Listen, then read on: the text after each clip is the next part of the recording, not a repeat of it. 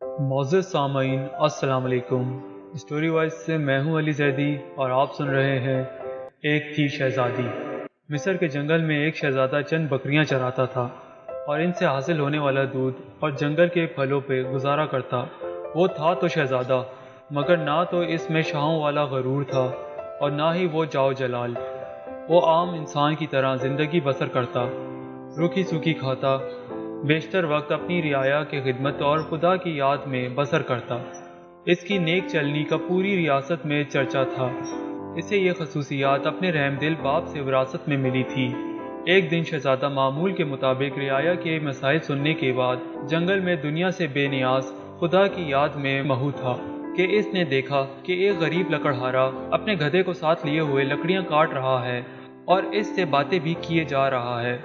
حالانکہ اسے معلوم تھا کہ نہ تو گدھا اس کی بات سن رہا ہے نہ ہی سمجھ رہا ہے، اور پھر وہ زاروں قطار رونے لگا۔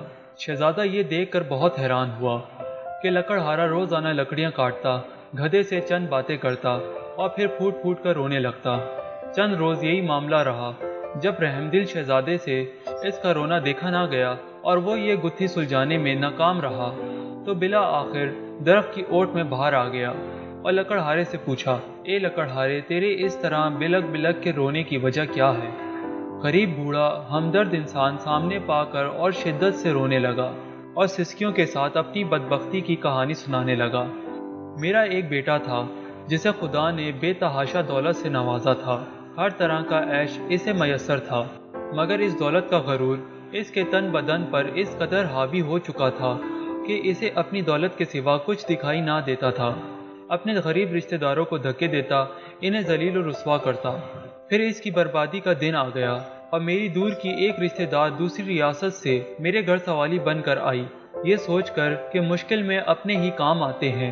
وہ بہت غریب تھی، اس کی بیٹی کی شادی قریب تھی، مگر کوئی انتظام نہ ہو پایا تھا۔ اسے کچھ رقم کی ضرورت تھی۔ وہ اللہ کی نیک بندی تھی، بیشتر وقت عبادت میں گزارتی تھی، مگر میرا بیٹا دولت کے نشے میں اندھا ہو چکا تھا۔ اس عورت کو دھکے مار کے گھر سے نکال دیا۔ یہی وہ وقت تھا جب ہماری بربادی شروع ہوئی۔ اسی رات سرخ آندھی چلی، بجلی کڑکی اور تیز بارش ہوئی۔ میں اور میرا بیٹا اپنے نرم بستر پر میٹھی نیند سو رہے تھے اور وہ عورت پوری رات ہماری دروازے سے لگی روتی رہی۔ شدید طوفان اور رات کے گھنے اندھیرے میں دوسری ریاست واپس جانا اس کے لیے ممکن نہ تھا، اور وہ ضعیف عورت پوری رات اس طوفان کا مقابلہ کرتی رہی اور میرے بیٹے کو رحم نہ آیا۔ صبح جب میری آنکھ کھلی تو مجھ پر قیامت ٹوٹ پڑی۔ میرا بیٹا گدھے کی صورت اختیار کر چکا تھا۔ گھر کا سارا سامان آسمانی بجلی گرنے سے جل کر خاک ہو چکا تھا۔ سب کچھ برباد ہو گیا تھا۔ اس سب میں میرا قصور یہ ہے کہ میں نے اپنے بیٹے کو غرور و تکبر کرنے سے نہ روکا، برائی کی طرف بڑھتا ہوا اس کا کوئی قدم نہ روکا، اور اب یہ عالم ہے کہ میں جنگل سے لکڑیاں کاٹتا ہوں اور اپنے ہی بیٹے پہ لاد کر بیچنے لے جاتا ہوں، اور اس سے ہم باپ بیٹے کا گزارا چلتا ہے۔ یہ سن کر شہزادے کی آنکھیں نم ہو گئیں اور وہ لکڑہارے سے مخاطب ہوا، اے ضعیف انسان، تو نے بہت ظلم کیا۔ بے شک برائی پر خاموش رہنا اور اسے نہ روکنا اس کا ساتھ دینے کے مترادف ہے۔ تو نے اپنے بیٹے کو برائی سے نہ روکا۔ مجھے تیری حالت پر افسوس ہے۔ اب میں اپنی اس غریب رشتہ دار کی تلاش میں مارا مارا پھرتا ہوں۔ اس کی تلاش مجھے رلاتی ہے۔ شاید وہ میری امداد کر سکے۔ وہ مجھے مل جائے، میں اس سے معافی مانگوں گا۔ شاید میرے گناہوں کا ازالہ ہو سکے، مگر افسوس وہ مجھے کہیں نہیں ملتی۔ یہ کہہ کر لکڑہارا رونے لگا۔ شہزادے نے اس کے آنسو پوچھتے ہوئے کہا، تو اپنے گناہوں کی معافی اللہ سے مانگ، وہ بہت رحیم ہے۔ اگر اس نے تجھے معاف کر دیا تو وہ تجھے اس عورت تک پہنچانے کا کوئی نہ کوئی سبب ضرور بنا دے گا۔ وہ بہت مہربان ہے، اپنے بندوں پر ظلم نہیں کرتا۔ بوڑھا لکڑہارا اسی وقت سجدے میں گر کر بلک بلک کر اپنی گناہوں کی معافی مانگنے لگا۔ اچانک دور سے کسی گھوڑے کی ٹاپوں کی آواز سنائی دی۔ ایک خوبصورت شہزادی سفید رنگ کے حسین گھوڑے پر سوار تھی۔ قریب آ کر شہزادے سے مخاطب ہوئی، اے شہزادے، آخر یہ کیا ماجرا ہے؟ شہزادے نے بوڑھے کی رام کہانی شہزادی کو سنا دی۔ شہزادی کی آنکھوں میں آنسو جاری ہو گئے اور وہ گھوڑے سے اتری اور لکڑہارے سے کہنے لگی، میں ہی وہ لڑکی ہوں جس کی ماں تیرے در پر سوالی بن کر آتی تھی، مگر اے بدبخت، تیرے مغرور بیٹے نے اس نیک عورت کی زندگی ہی چھین لی۔ ساری رات تیرے دروازے پر تیز بارش میں طوفان کا مقابلہ کرتی رہی کہ شاید تجھے رحم آ جائے۔